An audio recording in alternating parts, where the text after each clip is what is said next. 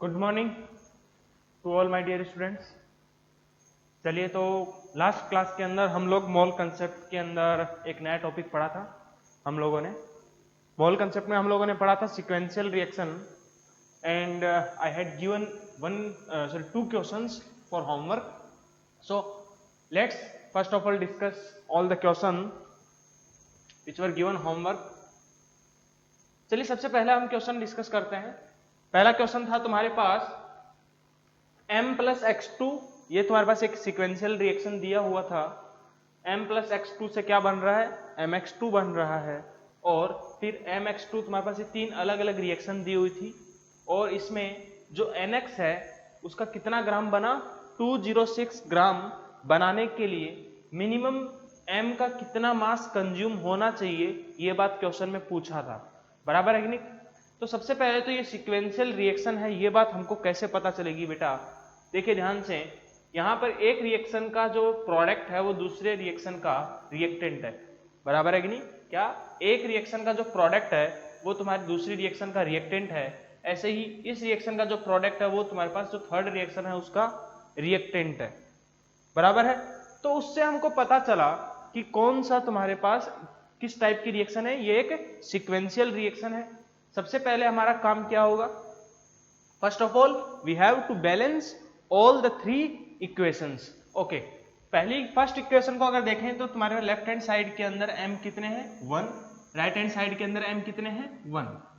इधर में 2 और 2, ये रिएक्शन बैलेंस्ड है। सेकेंड रिएक्शन की अगर बात करें, सेकेंड रिएक्शन में इधर में m 1, इधर में m 3 है। m को जैसे ही मैं बैलेंस करूं तो इसके आगे क्या लगाऊंगा? 3। तो तुम्हारे पास x जो है वो अपने आप बैलेंस हो गई। कैसे? 3 to the 6 plus 2 8, और इधर में ऑलरेडी 8 है। ठीक है, देन इधर में बात करूं तो देखिए m थर्ड इक्वेशन के अंदर m यहाँ पर 3 है, इधर में 3 है, बैलेंस्ड है। यहाँ पर n का वैल्यू, यहाँ पर m कितने हैं? 2, इधर में n है 1। ये लीजिए 2 लगा दिया मैंने। सॉरी, x जो है यहाँ पर 8 है, तो x तो यहीं पर है, तो मेरे को यहाँ पर क्या लगाना पड़ेगा बेटा? 8 लगाना पड़ेगा। x के लिए मेरे को क्या लगाना पड़ेगा? 8। अगर यहाँ पर मैंने 8 लगाया तो n का वैल्यू हो गया 8, तो यहाँ पर मेरे को लगाना पड़ेगा 4। ठीक है, अब कौन बचा बैलेंस करने के लिए? कार्बन। यहाँ पर 4 कार्बन, इधर में ये लीजिए 4 ऑक्सीजन। अब अपने आप बैलेंस हो गया। चेक करिए, 4 3 जा 12, 4 2 जा 8, 8 प्लस 4 कितना? 12। बराबर है कि नहीं? तो ऑक्सीजन जो है वो अपने आप बैलेंस हो गया लास्ट में। तो ये हमारे पास एक बैलेंस केमिकल इक्वेशन है। तीनों की सबसे पहले बैलेंस केमिकल इक्वेशन हम लोगों ने लिख ली। अब उसके बाद NX के लिए क्या दिया हुआ है? गिवन मास है तुम्हारे पास 206 ग्राम।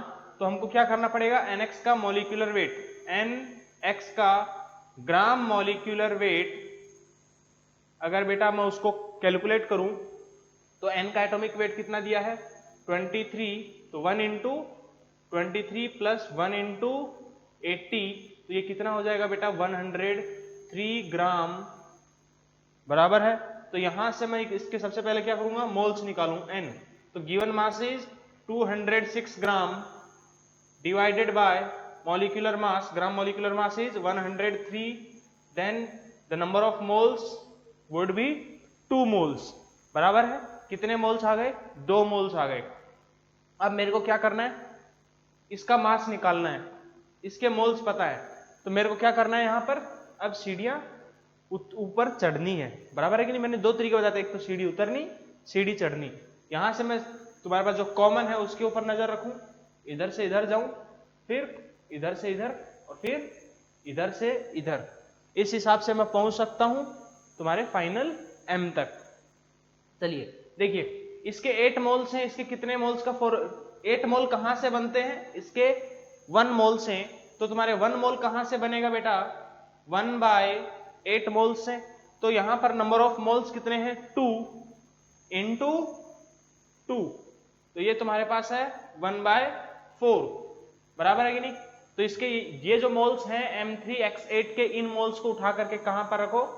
यहां पर। अब यहां से डिसाइड करो, इसका 1 मोल का फॉर्मेशन होता है, कोफिशिएंट से कैसे समझेंगे कि इसका 1 मोल का फॉर्मेशन होता है कहां से? 3 मोल ऑफ MX2 से।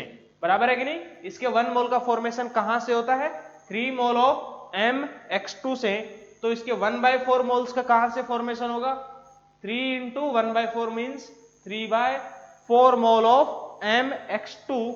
इन मोल्स को उठा करके यहां पर रखो, 3/4 बराबर है। अब इसका 1 मोल का फॉर्मेशन होता है कहां से? 1 मोल M से, तो तुम्हारे 3/4 मोल्स का कहां से फॉर्मेशन होगा? 3/4 मोल्स। तो मिनिमम 206 ग्राम NX को प्रोड्यूस करने के लिए M के कितने मोल्स का रिक्वायरमेंट है बेटा? 3/4। तो तुमको पूछा क्या है? मास। तो मास ऑफ M का मास निकालने के लिए क्या करेंगे? उसके मोल्स इनटू उसका एटॉमिक मास। M का एटॉमिक मास कितना है बेटा? 56। तो 3/4 इंटू 56, तो ये कितना आ जाएगा बेटा? देखो कैंसिल हो रहा है क्या? 4 1 जा 4, 4 4 जा 16, 14 3 जा 42 ग्राम। यस और नो? तो mass of M, minimum mass of M कितना रिक्वायर्ड होगा? 42 ग्राम। ठीक है, ये क्वेश्चन मैंने होमवर्क के लिए दिया था। एक और क्वेश्चन दिया था, उसका आंसर बता देता हूं मैं। एक काम करिए आप लोग, उसका आंसर जो है, मैंने जो सेकंड क्वेश्चन दिया था उसका आंसर है 420 kg। सब लोग मैच कर लीजिए, ठीक है, क्योंकि उस क्वेश्चन को खुद सोल्व करोगे, मैं नहीं सोल्व करूंगा। हर एक क्वेश्चन को सोल्व नहीं कर सकते। चलिए फटाफट नोट करिए, जल्दी से नोट करो। अब हम लोग नेक्स्ट हेडिंग डालो। Now we have the next topic is percentage purity. तो नेक्स्ट टॉपिक लिखो।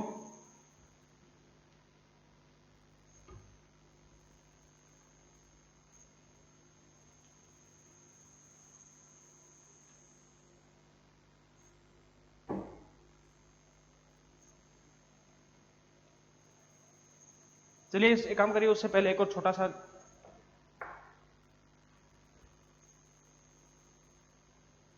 Parallel reactions. पहले काम करो, हेडिंग ये डाल लो, parallel reactions.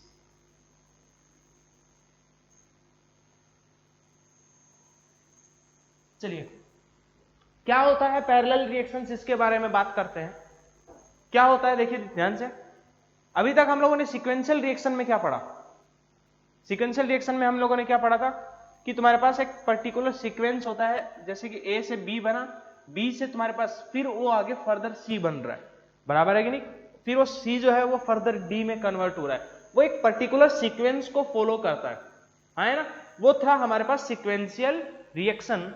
Now parallel reactions में क्या होता है कि तुम्हारा जो रिएक्टेंट है, जैसे मान लीजिए A रिएक्टेंट है, वो तुम्हारा साइमल्टेनियसली एक तुम्हारा किसमें कन्वर्ट हो रहा है? B में, एंड B और C के अंदर। और तुम्हारे पास सेम टाइम के अंदर जो A है वो तुम्हारा दूसरा रिएक्शन भी, एक टाइम पर जो तुम्हारा एक ही रिएक्टेंट दो डिफरेंट रिएक्शंस को जो शो करेगा, बराबर है कि नहीं? क्या? दो डिफरेंट रिएक्शंस को शो करेगा साइमल्टेनियसली, उनको हम बोलते हैं पैरेलल रिएक्शंस। जैसे कि A is converting into D plus E, बराबर है कि नहीं?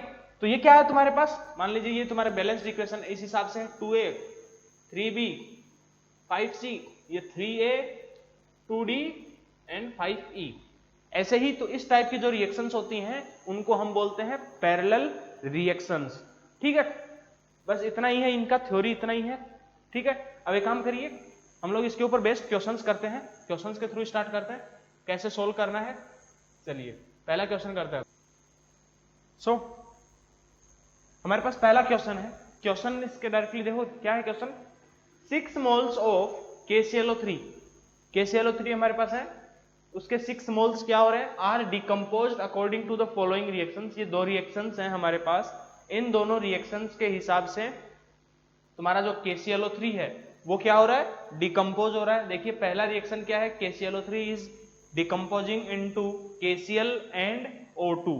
किसके अंदर कन्वर्ट हो रहा है? KCl प्लस 3/2 O2 के अंदर, and according to the second reaction it's getting converted into KClO3, it is getting converted into KClO4 and KCl, बराबर है। साइमल्टेनियसली देखो एक ही रिएक्टेंट तुम्हारी दो अलग अलग रिएक्शंस को शो कर रहा है, ऐसी रिएक्शंस को हम बोलते हैं पैरेलल रिएक्शन। अब क्या दिया है कि 6 मोल्स हैं, KClO3 के नंबर ऑफ मोल्स कितने हैं 6, वो डिकम्पोज हो रहे हैं। ओके, पूछा क्या है, calculate the moles of KClO4। यहां पर जो ये KClO4 है इसके कितने मोल्स प्रोड्यूस हुए, मींस कितने मोल्स इसके फॉर्मेशन, इसके कितने मोल्स का फॉर्मेशन हुआ, ये बात पूछी है, बराबर है कि नहीं। और if 3 moles of O2 are formed, अगर ऑक्सीजन के 3 मोल्स बने, ये क्वेश्चन में इंफॉर्मेशन ऑलरेडी दिया हुआ है और पूछा क्या है इसके मोल्स। तो कैसे सोल्व करेंगे, बहुत ही आसान क्वेश्चन है, देखिए ध्यान से। क्या करेंगे कि यहां पर तुम्हारे पास इनिशियली क्या दिया हुआ इंफॉर्मेशन, KClO3 के नंबर ऑफ मोल्स दिए हैं।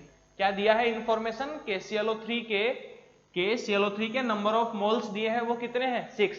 इसमें से कुछ मोल्स फर्स्ट रिएक्शन के अकॉर्डिंग डिकम्पोज होगा, जो KClO3 है उसके कुछ मोल्स फर्स्ट रिएक्शन के अकॉर्डिंग डिकम्पोज होंगे और कुछ मोल्स होंगे जो सेकेंड रिएक्शन के अकॉर्डिंग डिकम्पोज होंगे, बराबर है कि नहीं। मान लेते हैं कि फर्स्ट रिएक्शन के थ्रू कितने मोल्स डिकम्पोज हो रहे हैं KClO3 के, X मोल्स, और सेकेंड रिएक्शन के अकॉर्डिंग कितने मोल्स हो रहे हैं Y मोल्स, है कि नहीं। तो हमको क्या बोला है कि इसके अब इंफॉर्मेशन जो है वो क्या है कि फर्स्ट और सेकंड रिएक्शन में जो KClO3 के जो टोटल मोल्स होंगे उनका समेशन किसके बराबर आना चाहिए, X प्लस Y। वो किसके बराबर होना चाहिए बेटा, KClO3 के इनिशियली टोटल मोल्स के बराबर, वो कितने हैं 6।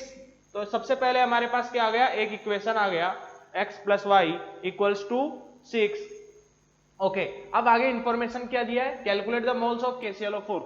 तो सबसे पहले तो देखो, अगर यहां पे एक मोल से ऑक्सीजन के कितने मोल्स बनते हैं बेटा 3/2 मोल्स, तो X मोल्स से ऑक्सीजन के कितने मोल्स बनेंगे 3/2 X, बराबर है कि नहीं। कितने मोल्स, एक मोल से ऑक्सीजन के कितने मोल्स बनते हैं 3/2 मोल्स। तो अगर यहां पर फर्स्ट रिएक्शन के अंदर X मोल्स पार्टिसिपेट कर रहे हैं KClO3 के, तो कितने मोल्स ऑक्सीजन का फॉर्मेशन होगा 3/2 X मोल्स ऑफ ऑक्सीजन का फॉर्मेशन होगा।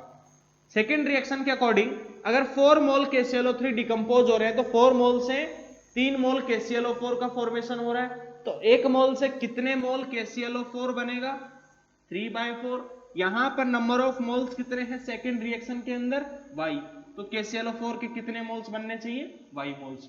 अब X और Y हमारे पास क्या है अननोन है, इनको आइडेंटिफाई करना है। तो देखिए यहां पर तुम्हारे पास मोल्स ऑफ ऑक्सीजन कितने फॉर्मेशन हुआ ये दिया हुआ है, यहां पर कितने हुए 3/2 X, तो 3/2 X equals two moles of oxygen formed, वो कितने हैं बेटा 3, तो 3 से 3 कैंसिल हो गया, X इक्वल्स टू 2। अगर मेरे पास X आ गया तो यहां पर इसको उठा करके इस इक्वेशन के अंदर पटको, तो तुम्हारे पास यहां से Y आएगा, वो कितना आएगा बेटा 4, बराबर है कि नहीं। Y कितना आएगा 4। अगर मेरे पास Y आ गया 4, तो moles of KClO4, moles of KClO4 formed वो कितने होंगे बेटा 3/4 Y, 3/4 Y, तो तुम्हारे पास 3/4 इंटू Y का वैल्यू कितना है बेटा 4, तो यहां से मेरे पास मोल्स ऑफ KClO4 इज 3, बराबर है कि नहीं। तो ये था हमारे पास sequential reaction, sorry parallel reactions. चलिए फटाफट इसको नोट करिए, इसके बाद हम लोग नेक्स्ट हेडिंग पढ़ते हैं।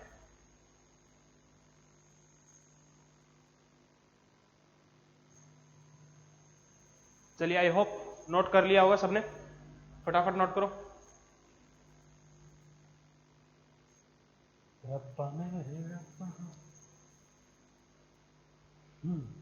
लिख लिया, चलिए देखिए अब नेक्स्ट हेडिंग डालो।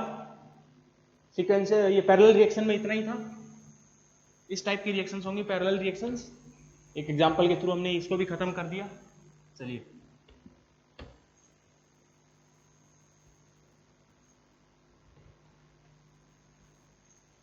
तो बेसिकली मोल कंसेप्ट ऑलमोस्ट खत्म होने पे है, तो इसमें कुछ ज्यादा है नहीं, ये हमने देख लिया। क्या बेसिक यूनिटरी मेथड अगर आपको आता है, अभी तक मैं शुरुआत से लेकर के चल रहा हूं कि यूनिटरी मेथड है, यूनिटरी मेथड अगर आपने सीख लिया तो I hope mole concept more than 99% आप ऑलरेडी जानते हैं। नेक्स्ट हेडिंग डालो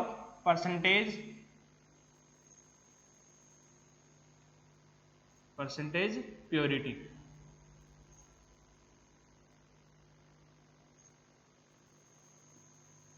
देखिए क्या है परसेंटेज प्योरिटी। इससे पहले कि इसके थ्रू जाए हम लोग थोड़ा सा इसका बेसिक कंसेप्ट समझते हैं। जैसे देखिए बेटा, आप लोग जैसे कि मान लीजिए मार्केट में गए, मार्केट से आप लोग गए एक बोरी गेहूं की लेकर के आए। क्या किया आपने? एक बोरी गेहूं की लेकर के आया आपने।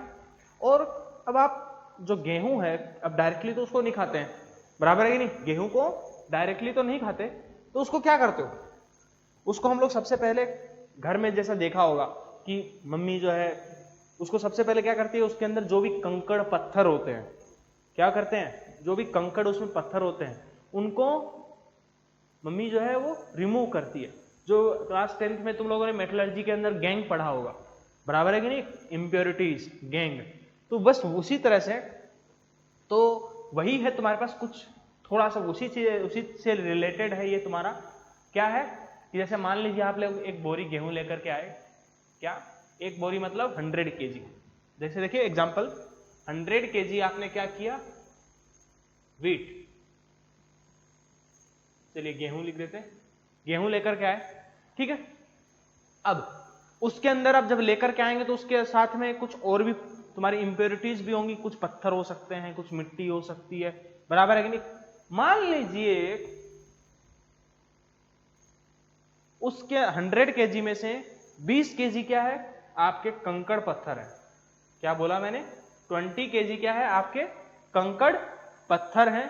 और तो आपके जो काम का है आटा में कन्वर्ट करने के लिए खाने लायक, वो कितना है? 80 kg। कंकड़ पत्थर तो नहीं खाएंगे, ऑफकोर्स, सीधी सी बात है। मेरे घर में तो गेहूं ही खाते हैं, कंकड़ पत्थर तो नहीं खाते हैं।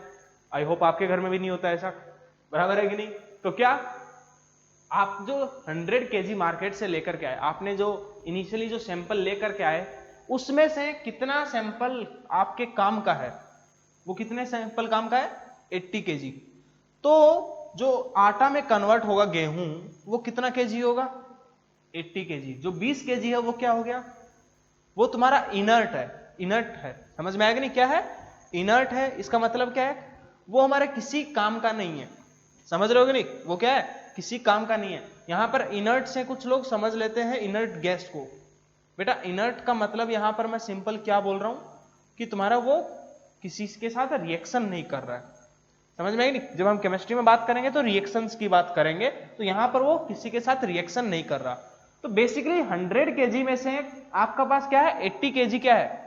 काम का गेहूं है, और 20 kg क्या है? वो तुम्हारे पास अनवांटेड है, वो तुम्हारा इंप्योरिटीज है। तो ये जो सैंपल था 100 kg का, इसमें कितना परसेंट तुम्हारा ये प्योर है? ये कितना परसेंट प्योर है? तो इस सैंपल का परसेंटेज प्योरिटी निकालना, वो कैसे निकालोगे कि तुम्हारे पास कितना टोटल जो सैंपल है उसमें से काम का सैंपल कितना है? 80।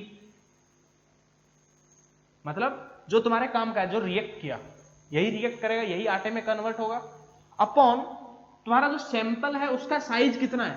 100 kg, अपॉन सैंपल का साइज इनटू 100।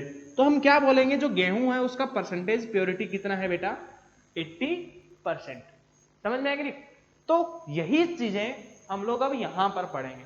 अब देखिए, जरूरी तो नहीं है कि अभी तक सारे के जो सारे के सारे सैंपल हैं वो 100% प्योर हो, बराबर है कि नहीं? जनरली तुम्हारे पास इंसान गलती करता है और कुछ ना कुछ उनके साथ इंप्योरिटीज प्रेजेंट होती हैं सैंपल के साथ।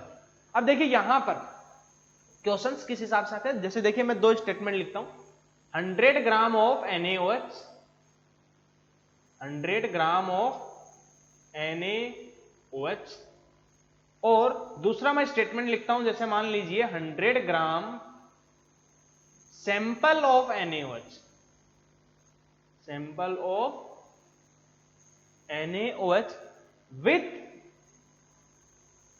70% प्योरिटी। With 70% purity. तो सबसे पहला जो स्टेटमेंट मैंने लिखा 100 ग्राम ऑफ NaOH, इसका मतलब क्या है? ये तुम्हारे पास किस चीज को रिप्रेजेंट कर रहा है? ये तुम्हारा NaOH का मास रिप्रेजेंट कर रहा है। मतलब यहां पर ये जो है तुम्हारा NaOH वो क्या है? 100% प्योर NaOH है। वो कैसा NaOH है? 100% प्योर NaOH है। और यहां पर जो सेकेंड स्टेटमेंट मैंने लिखा इसका क्या रिप्रेजेंटेशन है? ये बता रहा है तुम्हारे पास 100 ग्राम सैंपल ऑफ NaOH। यहां पर सैंपल वर्ड यूज किया है हमने। इसका मतलब क्या है कि NaOH के साथ कुछ और इंप्योरिटीज भी प्रेजेंट है, बराबर है कि नहीं? और तो उसके अंदर से तुम्हारा NaOH का मास कितना है? देखो, विथ 70% प्योरिटी। इसका मतलब इसके अंदर में यहां पर दूसरे स्टेटमेंट से तुम्हारे पास NaOH का जो काम का मास है, हमारे लायक जो मास है, वो कितना है? 70% ऑफ किसका? यहां से, बराबर है कि नहीं? तो तुम्हारे पास जो 100 ग्राम था उसका 70%, मतलब ये लीजिए 70 ग्राम। तो 70 ग्राम NaOH मेरे पास केवल काम का है, मतलब जो रिएक्ट कर सकता है, समझे कि नहीं? तो ये है तुम्हारे पास परसेंटेज प्योरिटी। अब देखिए इसके अंदर हम लोग परसेंटेज प्योरिटी का अगर फॉर्मूला लिखें तो वो हम क्या लिखेंगे? वेट रिएक्टेड, जो मास रिएक्ट करेगा। केमिस्ट्री के अंदर हम बात करेंगे तो सब्सटेंसेस का रिएक्शन की बात करेंगे। गेहूं आटा ये सब तो नहीं बेचने चलेंगे केमिस्ट्री में, आया ना? तो क्या करेंगे? वेट जो रिएक्ट करेगा, जैसे यहां पर 80 kg रिएक्ट कर रहा है और यहां पर 70 ग्राम तुम्हारा रिएक्ट कर रहा है, बराबर है कि नहीं? Weight reacted upon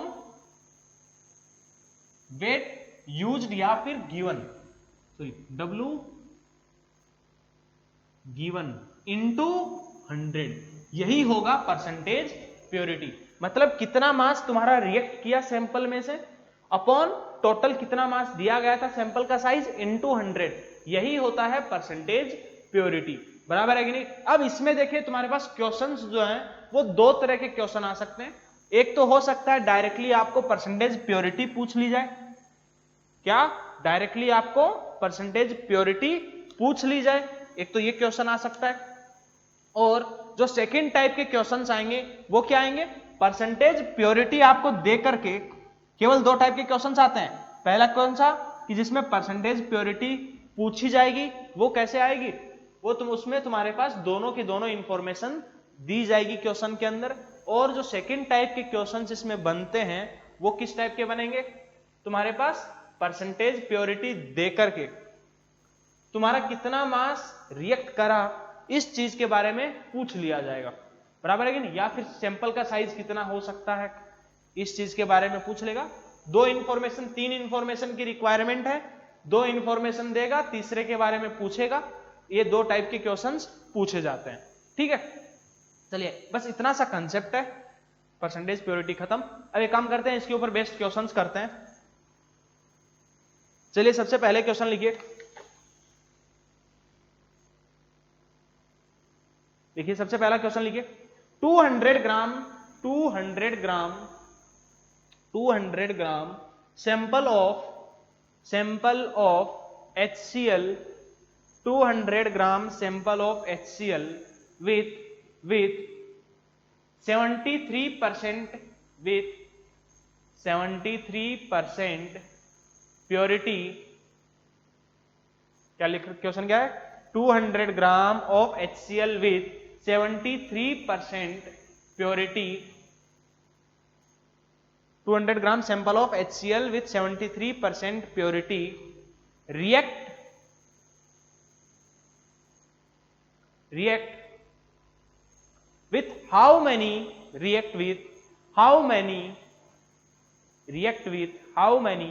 gram of NaOH, react with how many gram of NaOH, react with how many gram of NaOH to neutralize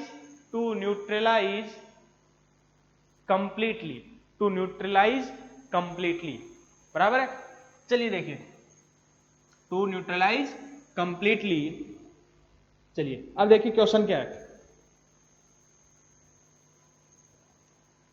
question क्या लिखा है? कि जो सैंपल है, देखिए अगर ध्यान से लैंग्वेज पढ़ेंगे क्वेश्चन का, तो क्वेश्चन का जो लैंग्वेज है वो क्या बोल रहा है कि 200 ग्राम सैंपल है। देखिए यहां पर वर्ड जो मैंने यूज किया, वर्डिंग के ऊपर ध्यान देना, 200 ग्राम सैंपल ऑफ HCl, मतलब सैंपल है HCl का, बराबर है कि नहीं, इसके अंदर कुछ ना कुछ इंप्योरिटी है, बराबर है। अब यहां पर HCl क्या है बेटा, एसिड है। एसिड का हम लोग क्या कर रहे हैं, NaOH के साथ रिएक्शन करवा रहे हैं। क्वेश्चन में यही बोला है, HCl एसिड, NaOH क्या है बेटा, बेस है। एसिड और बेस रिएक्ट करेंगे, क्या बनेगा, सोल्ट बनेगा, न्यूट्रलाइज होगा, न्यूट्रलाइजेशन रिएक्शन, तो NaCl बनेगा, साथ में वाटर का फॉर्मेशन होगा, यस और नो, ओके। रिएक्शन क्या बैलेंस्ड है, बिल्कुल है। अब क्या मैं यहां पर अगर रिएक्शन पूरा का पूरा बैलेंस्ड है तो मैं क्या बोलूंगा यहां पर कि 1 मोल HCl को 1 मोल NaOH का रिक्वायरमेंट है कंप्लीटली न्यूट्रलाइज करने के लिए। 1 मोल HCl को 1 मोल NaOH का रिक्वायरमेंट है, तो यहां से मैं क्या यह लिख दूं डायरेक्टली 200 ग्राम है, क्या मैं 200 ग्राम सीधा ये बोल दूं, नहीं, क्योंकि क्वेश्चन में देखो बोला है कि जो सैंपल है उसका साइज 200 ग्राम है, मतलब बोरी का साइज 200 ग्राम है, लेकिन उसमें से केवल 73% गेहूं है, इस तरह से समझे। तो यहां से तुम्हारे पास मास ऑफ HCl वो कितना होगा, मास ऑफ HCl वो कितना होगा बेटा, 100 ग्राम में अगर सॉरी देखो डायरेक्टली ओरली करना है इस क्वेश्चन को, 73% प्योरिटी है, 100 ग्राम में अगर 73 ग्राम HCl है तो 200 ग्राम में 73 इंटू 2 ओरली करेंगे तो ज्यादा फायदा रहेगा। तो तुम्हारे पास 73 इंटू 2 मतलब 146 ग्राम कौन है बेटा, HCl है, बराबर है गिरी। चाहो तो देखो इस फॉर्मूले से भी कर सकते हो, कैसे करोगे, यहां पर देखिए परसेंटेज प्योरिटी कितना दिया है 73 इक्वल्स टू वेट रिएक्टेड, मतलब जो मास रिएक्ट करेगा, W of HCl reacted upon mass of sample कितना दिया है बेटा 200 इंटू 100, देखो 2 जीरो से 2 जीरो कट गए, तो यहां से W ऑफ HCl वो कितना आएगा बेटा 73 इंटू 2, ये भी देख लीजिए सेम ही आएगा, कोई फर्क नहीं पड़ता, ठीक है। चलिए अब 146 ग्राम है, मास है, तो किस में कन्वर्ट करना पड़ेगा सबसे पहले, मोल्स, तो मोल्स ऑफ HCl वो कितने हो जाएंगे बेटा 146 अपॉन HCl का मॉलिक्यूलर मास वो 35.5 प्लस 1 कितना 36.5, तो ये वैल्यू कितनी आएगी 36.5 है, तो ये तुम्हारा अराउंड आई थिंक 4 आएगा, ये कितना आएगा 4, ये वैल्यू एग्जैक्टली सोल्व करने पर आएगा 4। अभी 1 मोल जो है HCl वो 1 मोल NaOH के साथ रिएक्ट करता है, क्या 1 मोल HCl react with 1 mole of NaOH, then 4 mole of HCl will react with 4 mole of NaOH, तो यहां पर moles of NaOH required, moles of NaOH required to completely neutralize HCl is 4, then अगर number of moles मेरे पास पता है तो बेटा मास निकाल सकता हूं किसका NaOH का, मास ऑफ NaOH वो कितना हो जाएगा बेटा, मोल्स को किससे मल्टीप्लाई कर दो ग्राम मॉलिक्यूलर मास से, NaOH का ग्राम मॉलिक्यूलर मास इज 40, तो 40 इंटू 4 मीन्स 160 ग्राम, तो ये तुम्हारा करेक्ट आंसर आ गया। तो इस टाइप के, तो बेसिकली क्वेश्चन में डिफरेंस नहीं है, जो हमने इससे पहले लिमिटिंग रिएजेंट के क्वेश्चंस पढ़े, क्वेश्चंस को सॉल्व वैसे ही करना है, जो हम लोगों ने क्वेश्चंस पढ़े बिल्कुल से वही उसी तरीके से सॉल्व करना है, बस अब एक एक्स्ट्रा चीज ऐड हो गई, वो क्या, परसेंटेज प्योरिटी। उसके अंदर छोटी सी चीज हो गई कि अब तुम्हारे पास जो जितना ग्राम था सैंपल का साइज, अब वो सारा का सारा सैंपल रिएक्ट नहीं कर रहा, वो हमारा सारा का सारा सैंपल काम का नहीं है, उसमें कुछ परसेंट ही हमारे लिए वो काम का सब्सटेंस है जो हमारा रिएक्ट करेगा। अब बस वही सबसे पहले मास निकालना है, समझे कि नहीं, और वो उस मास को निकालने के बाद मोल्स निकालो और बाकी एज यूजुअल जो तुम्हारा पहले का मेथड है उसी से चलते जाना है, ठीक है। चलिए फटाफट नोट करिए, नेक्स्ट क्वेश्चन करते हैं। ये था तुम्हारे पास क्या, परसेंटेज प्योरिटी दे करके क्या दिया था क्वेश्चन में, परसेंटेज प्योरिटी दिया गया और NaOH का मास जो है वो पूछ लिया गया, बराबर है, परसेंटेज प्योरिटी दिया। एक काम करते हैं, अब तुमको मास देकर के परसेंटेज प्योरिटी कैसे पूछता है, उस चीज को कैसे सोल्व करेंगे उसके बारे में भी देखते हैं। तो फटाफट नोट करिए, नेक्स्ट क्वेश्चन लिखेंगे अभी।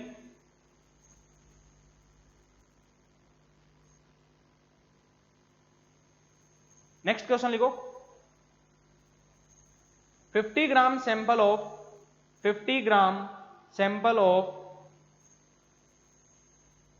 50 gram sample of 50 gram sample of CaCO3 calcium carbonate 50 gram sample of CaCO3 on heating produces 17.6 gram of 17.6 gram of CO2 17.6 gram of CO2 calculate percentage purity of sample। तो question क्या है कि 50 gram sample है किसका, CaCO3 का, बराबर है कि नहीं, क्या CaCO3 का 50 ग्राम सैंपल है, और जब हमने उसको हीट किया तो क्वेश्चन में इंफॉर्मेशन क्या गिवन है कि 17.6 ग्राम ऑफ CO2 प्रोड्यूस हुआ, बराबर है कि नहीं, क्या 17.6 ग्राम ऑफ CO2 प्रोड्यूस हो गया। तो बताइए परसेंटेज प्योरिटी कितना है। चलिए देखिए, सबसे पहले काम करना, पॉज करो, अपने से सॉल्व करने की कोशिश करना। सबसे पहले देखिए क्वेश्चन क्या है कि CaCO3 है, इसको अगर मैं बेटा हीट करूंगा तो किस में कन्वर्ट होगा, कैल्शियम ऑक्साइड में और CO2 में। ओके, सैंपल का मास कितना दिया है, 50 ग्राम। सोचो अगर ये 50 ग्राम प्योर CaCO3 होगा तो इसका मॉलिक्यूलर मास हम जानते हैं कितना होता है, 100। ऑलरेडी कई बार कैलकुलेट कर चुके हैं, कितना होता है, 100। तो यहां से अगर सोचो डायरेक्टली, अगर 50 ग्राम पूरा का पूरा जो सैंपल अगर प्योर होता तो यहां से इसके मोल्स कितने हो जाते CaCO3 के 50/100, वो कितने मोल्स होते बेटा, 1/2 मोल। तो यहां पर एक मोल से 1 मोल CO2 का फॉर्मेशन होता, तो 1/2 मोल्स से CO2 के कितने मोल्स बनते, 1/2 मोल्स। 1/2 मोल्स मतलब मास कितना इंटू 44, तो ये आ जाता 22 ग्राम। 22 ग्राम CO2 बनता अगर टोटल 50 ग्राम जो सैंपल है उसमें प्योर CaCO3 प्रेजेंट होता तो, बराबर है कि नहीं। लेकिन तुम्हारे पास 50 ग्राम जो सैंपल है वो प्योर तो नहीं है, उसमें कुछ इंप्योरिटी है। तो कैसे करना है, हमको बस एग्जैक्टली उल्टा जाना है। क्या करना है, एग्जैक्टली उल्टा चलना है। तो कैसे करेंगे,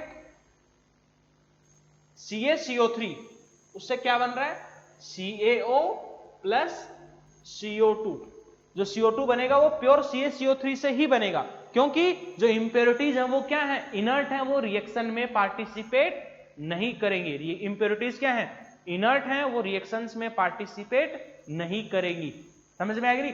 अब CO2 का जो मास क्वेश्चन में गिवन है वो कितना है बेटा, 17.6 ग्राम। तो क्या करें, मोल्स निकाल लें। मोल्स कैसे निकालेंगे, डिवाइड कर दिया 44 से, तो ये वैल्यू कितनी आएगी, 4 4 जो 16, तो ये वैल्यू आएगी अप्रोक्सीमेटली 0.4, अप्रोक्सीमेटली नहीं एग्जैक्टली 0.4 आएगा, बराबर है कि नहीं।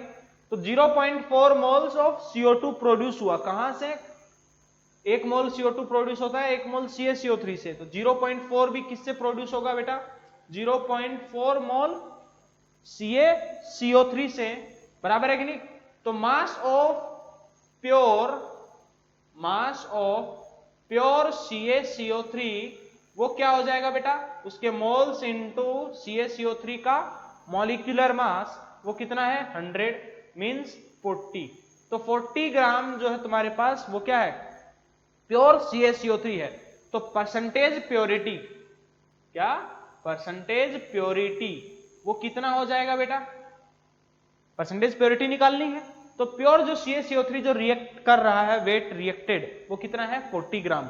40 divided by mass of sample, total जो सैंपल है वो कितने मास ग्राम का है 50 ग्राम इंटू 100, तो ये तुम्हारे पास कितना आ जाएगा बेटा 52 जो 100 तो 40 इंटू 2 इट मीन्स 80%। तो जो सैंपल है वो कितना परसेंट प्योरिटी का है 80% प्योरिटी। ठीक है, तो ये हमारे पास एक टॉपिक कंप्लीट हो गया परसेंटेज प्योरिटी का। अगली क्लास में हम लोग इससे आगे का टॉपिक पढ़ेंगे परसेंटेज यील्ड। ठीक है, चलिए यहां तक पूरा पढ़ लीजिए।